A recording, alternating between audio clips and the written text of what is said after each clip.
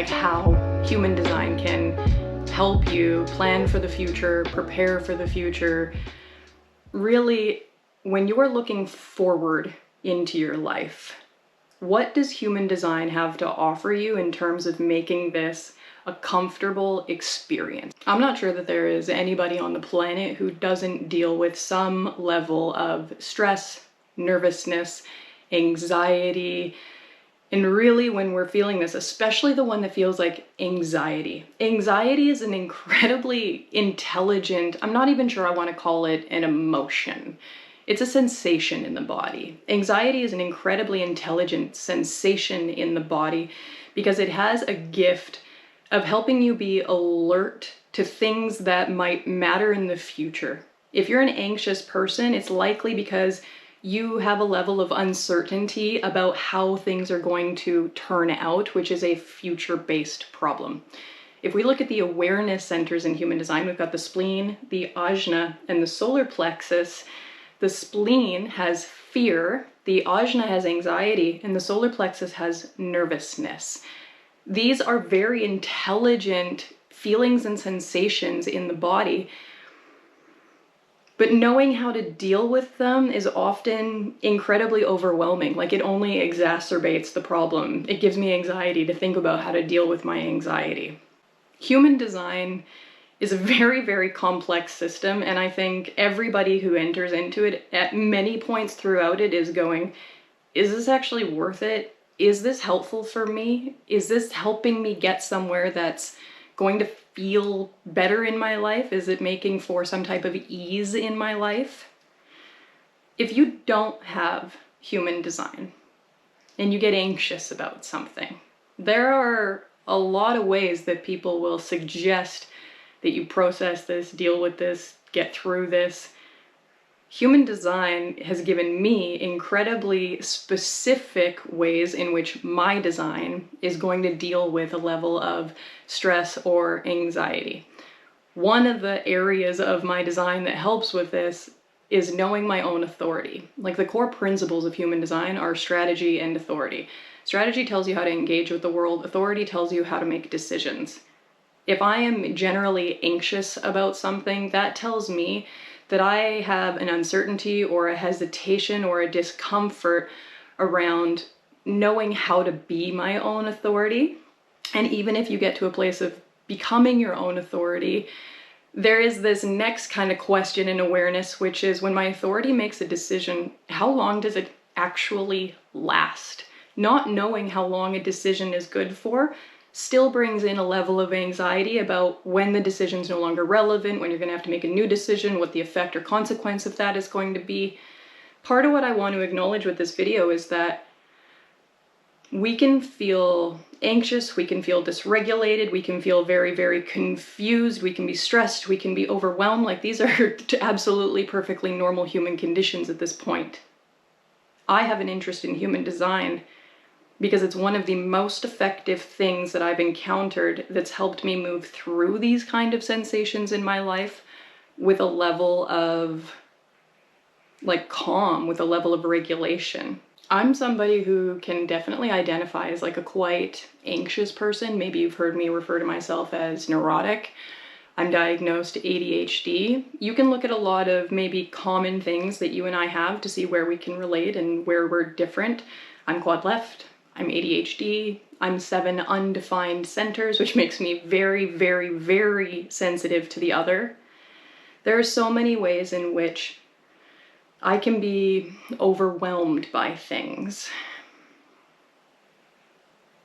When you're someone who is anxious, your want to try and deal with that anxiety is to have answers to questions. A lot of times, though, these questions are ones that can't really be answered, but it doesn't stop us from wondering about it. That's where things can feel incredibly stressful, when you have awareness of something, but you don't necessarily know how to do something about it.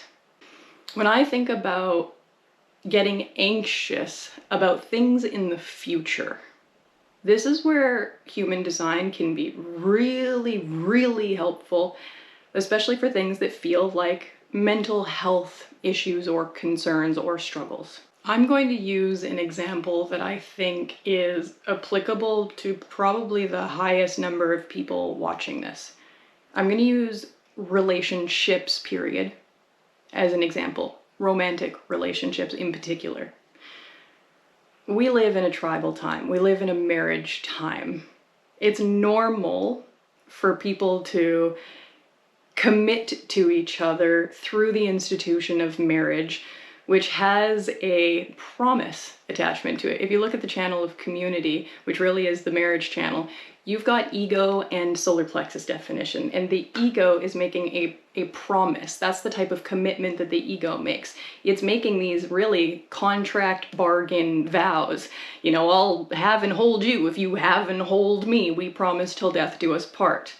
Now, the institution of marriage is something that gives the impression of something that's going to last for a very long time. The institution of marriage didn't originally have divorce behind it. There was a point in time when people got married, there was the expectation that this was going to be till death do us part.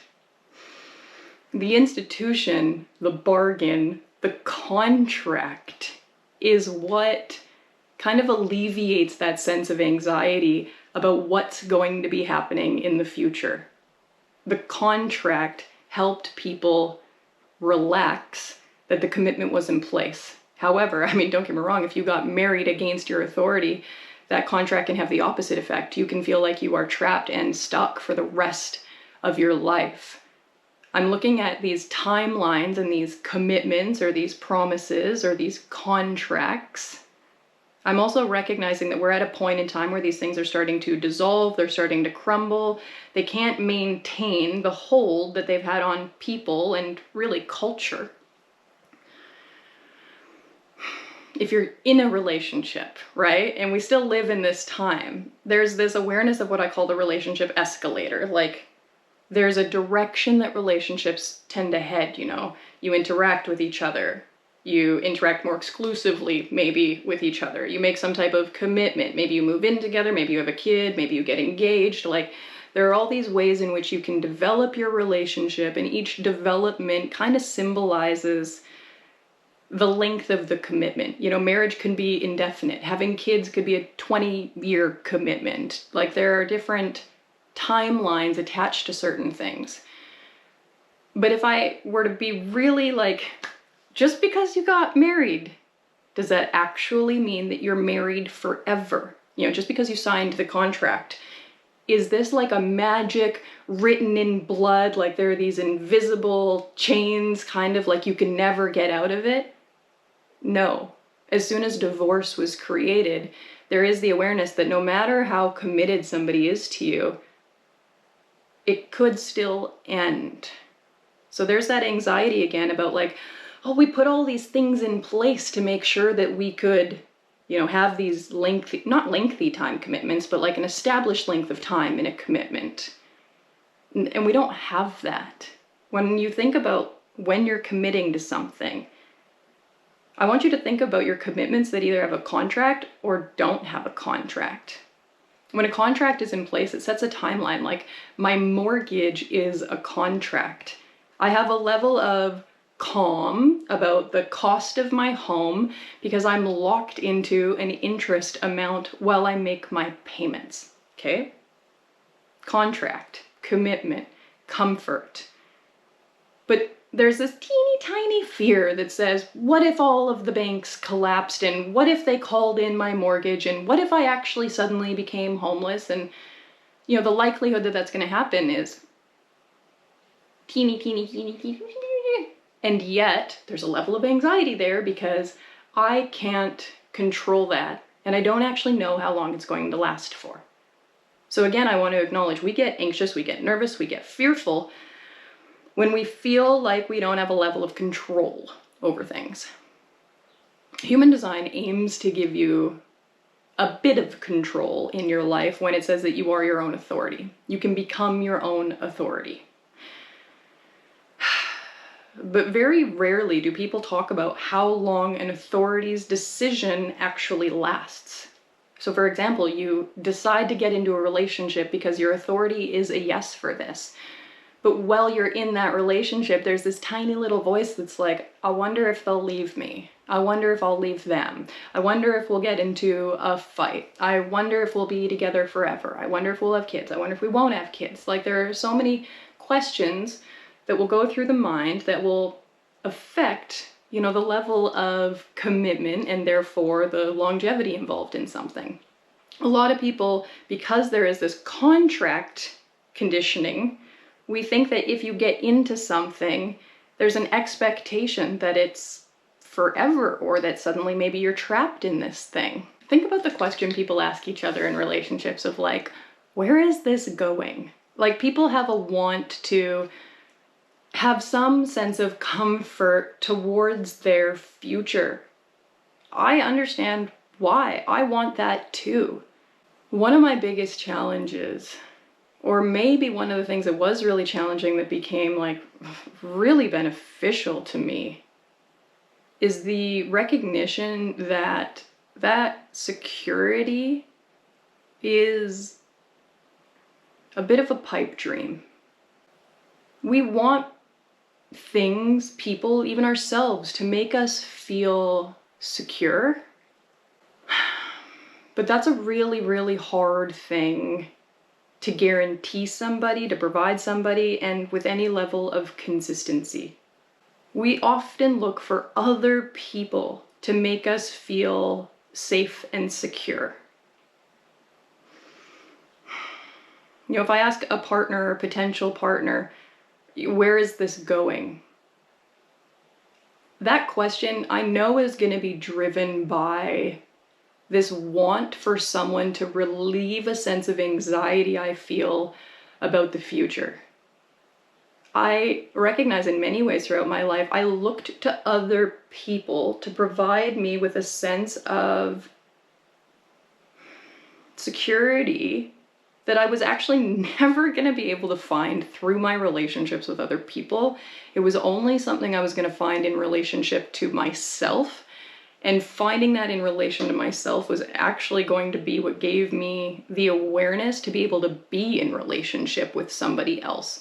Otherwise, there was going to be too high of a level of conflict because there would be too much not self-pressure on the relationship that the partner is providing me with a sense of control, direction, security. And realistically, that comes from me, that doesn't come from them. Most people are dealing with relationships, so that makes it the easiest topic to talk about. You might be single, you might be married, you might be dating. Truly ask yourself, like, do you feel that there is any guarantee that the dynamic that you're in is going to last forever? Do you have any guarantee about what the timeline of this situation or relationship or dynamic is? Do you feel uncomfortable when you recognize that there actually is no guarantee about how long this relationship is going to last? How do you plan for the future with this relationship? How does human design help you plan for the future with this relationship? We are not in control of the future, and we are certainly not in control of other people. Getting fired up and getting a little thirsty. If I try and control other people to try and soothe my own discomfort or anxiety, I am going to be headed for such a high level of conflict in my relationships. So human design right off the bat can help me have a lower level of conflict in my relationships by showing me not how to take responsibility for my own security, but a little bit. I know that my future, my direction, all of this is according to my design, my fractal, my strategy and authority. And if I have awareness of that, and if I know how to interact with that, then whether my relationship that I'm questioning works or not is actually not even that relevant. My relationships can only work if my authority is on board with them. My relationships don't work because me and the person I'm considering being in a relationship made an agreement that the relationship works, we have no idea what the future is going to be. I truly, truly struggle in relationships, in dating, all of it, because I get very anxious about what the future of that relationship is going to be. In particular, because as a tribal person, I invest a lot in my relationships. Like truly, energetically and financially, I do and I want to invest a lot in my relationships. But I also get really bitter really quickly if I feel like there isn't a long-term return on that investment. And so wanting that long-term return can get me in this place of wanting to control where the relationship is going.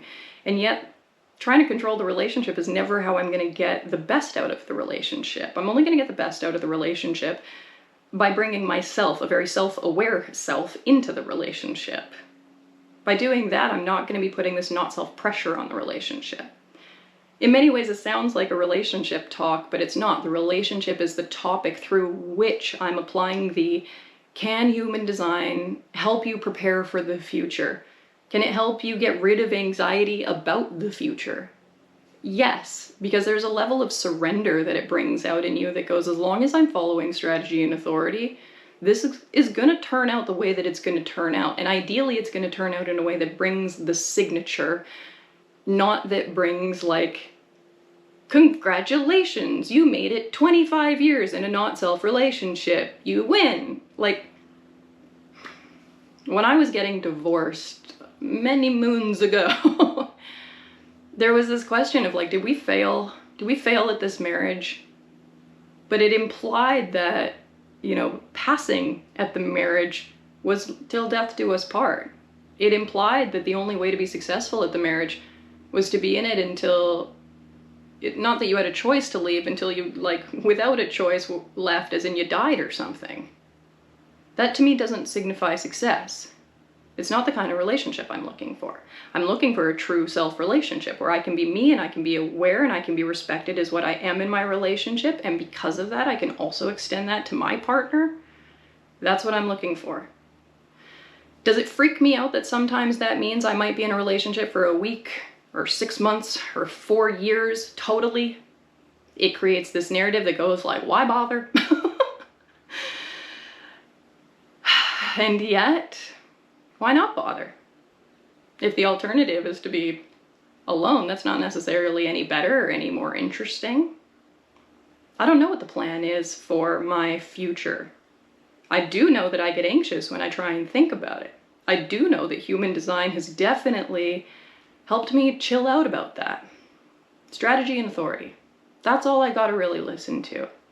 If at any point something's not going well for me in a situation or dynamic or whatever, if there's any time that I don't feel good or safe, I'm allowed to stop, I'm allowed to leave. That's what my spleen will tell me. Spleen will be like, go, leave, let this go.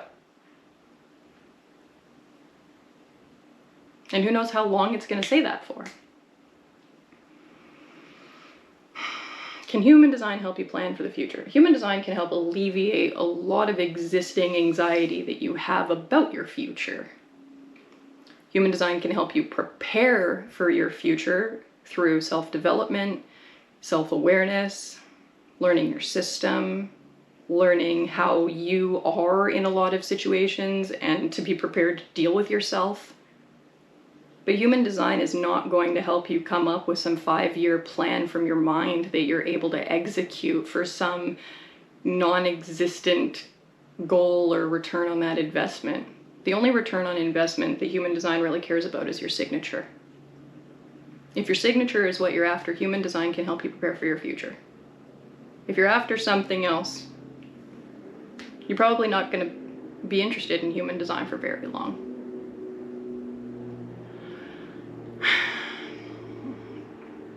I feel that whatever needed to come out on that has been brought out and the pressure has been relieved in me. I wonder what the next topic